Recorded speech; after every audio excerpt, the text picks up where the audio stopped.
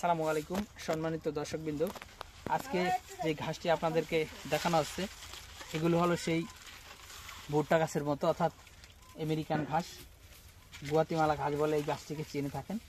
তো দর্শকবৃন্দ, এই ঘাসটি মূলত সব গবাদি পশুর জন্য আপনারা চাষ করতে পারবেন। বর্তমান বাংলাদেশ নয়, সারা পৃথিবীর মধ্যে এই ঘাসটি আলোড়ন সৃষ্টিকারী একটি ঘাস।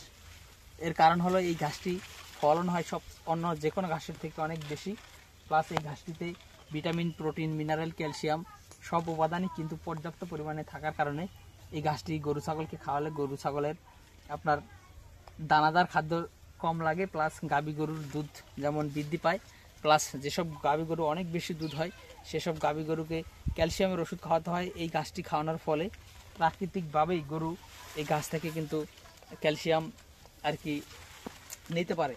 তো দর্শকবৃন্দ, আমরা যে কথা বলতে চাচ্ছি, এই ঘাসটি হলো মূলত ক্যালসিয়ামযুক্ত ঘাস। এই ঘাসটি গাভী গরুর জন্য সবচেয়ে বেশি বেস্ট। তবে ষাঁড় গরু, ছাগল, গারল সব মহিষ সব প্রাণীর জন্য এই ঘাসটি কিন্তু একটি দরকারি ঘাস। তো দর্শকতা, এই গাছগুলো আমরা অল্প কিছুদিন আগে এখান থেকে কেটেছিলাম। এই যে ঘাসের সামনে আমি দাঁড়িয়ে রয়েছি, যে গাছগুলো নাড়াচাড়া করতেছি, এই বয়সের ঘাস হলে আপনারা মূলত ছাগলকে কেটে খাওয়াতে পারেন। আবার এখানে যে গাছগুলো রয়েছে এটা আবার একটু আগে কাটা হয়েছিল, এগুলোর থেকে যেটা আগে কাটা হয় সেটা তো স্বাভাবিকভাবেই একটু আগেই হবে। এতটুকুন হলে আপনারা গরুকে খাওয়াতে পারেন, বা এই যে এখানে যে জারগুলো রয়েছে এই এই এই পরিমাণ হলেও আপনারা গরুকে খাওয়াতে পারেন।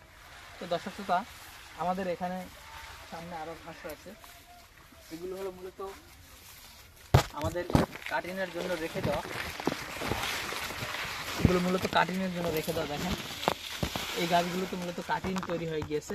গুয়াতিমালা পিছনের যেগুলো রয়েছে এগুলোতে মূলত কাটিং হয়ে গিয়েছে। আমরা এখান থেকে সারা বাংলাদেশে গুয়াতিমালা ঘাসের কাটিং এবং চারা সংগ্রহ করে থাকি অথবা বিক্রি করে থাকি। আপনারা চাইলে আমাদের কাছ থেকে গুয়াতিমালা ঘাসের চারা এবং কাটিং সংগ্রহ করতে পারেন।